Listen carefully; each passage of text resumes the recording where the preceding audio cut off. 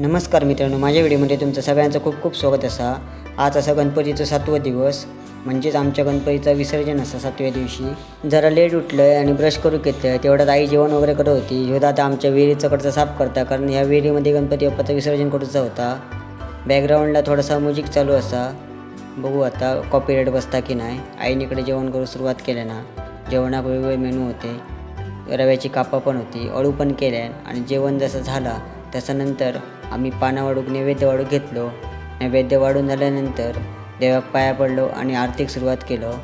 आरती जशी झाली त्याच्यानंतर नैवेद्य पाणी सोडलं आणि महाप्रसादाक सुरुवात केलं. महाप्रसाद झाल्यानंतर संध्याकाळी भजन मंडळी आरतीसाठी इथलेली. आरती झाली, नंतर गाराणा वगैरे झाला. गणपतीसोबत थोडीशी शिरवणी वगैरे काय प्रसादी नेऊची असतात ती नेऊ तयार केल्याने नंतर गणपती घरातनं बाहेर काढल्याने आणि गणपतीचा खळ्यात ठेवून पूजन करूचं असतं, म्हणून खळ्यात ठेवून थोडंफार त्याका औक्षण वगैरे करून झाल्याच्या नंतर त्याचा तीर्थ वगैरे घेतल्याने आईन तीर्थ घेतले आणि त्याच्यानंतर त्यांच्या पायाजवळचे जेवढे तांदूळ वगैरे तेवढे घेतले आणि त्याच्यानंतर बाबा वगैरे पाया पडले. मी पाया पडून घेतलं आणि नंतर गणपती खळ्यातून उचलून विहिरीकडे नेऊ सुरुवात केल्याने ही असा प्रसादी ते गणपती बाप्पाची प्रसादी पण घेतली, अशिदो पण घेतलं. गणपती विहिरीकडे आणल्याने आणि विहिरीकडे आणल्यानंतर त्या एक ठराविक दिशेक ठेवचं लागता. पाण्याकडे पुढं करून ठेवल्याने आणि आता म्हटलं आरती सुरू करूया. आरतीक सुरुवात केलं. तो पण आता सागराक सांगितलं व्हिडिओ कर.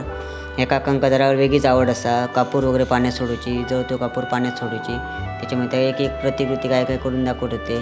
नंतर आम्ही आरतीक सुरुवात केलं. दोन्ही आरती घेतले, विविध प्रकारचे चालीवर आरती घेतल्यानंतर त्यासाठी थोडेफार फटाक्यांची आतषबाजी केली. नंतर काहीजण लांबसून पण व्हिडिओ करत होते. ज्यांका जसं फुटेज मिळालं तसे ते व्हिडिओ करत होते.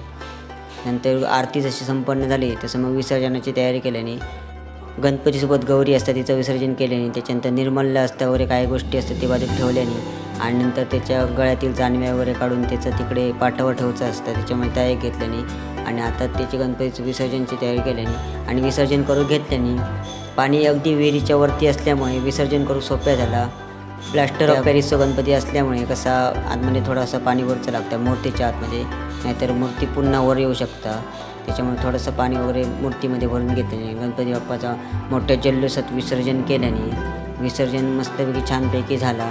गणपती बाप्पा निरोप पण चांगलं दिले आणि त्याच्यानंतर पार्टी घेऊन चिंतू आता आमच्या घरी येलो. घरी येल्यानंतर आईन त्याचा डोक्यात अगरबत्तीची हे अंगावर लावून तिचं स्वागत केलं आणि नंतर देवघरात ठेवलं गेलो. देवघर अगदी रिकामी वाटत होता. प्रसादी वाटून झाल्यानंतर आम्ही वाडीतली भजना करू गेलो. भजना झाली त्याची रात्री ईशाचा भजन इला. आवडल्यास नक्की लाईक करा, शेअर करा. पुन्हा भेटूया पुढच्या व्हिडिओमध्ये. तोपर्यंत शुभ दिवस. धन्यवाद.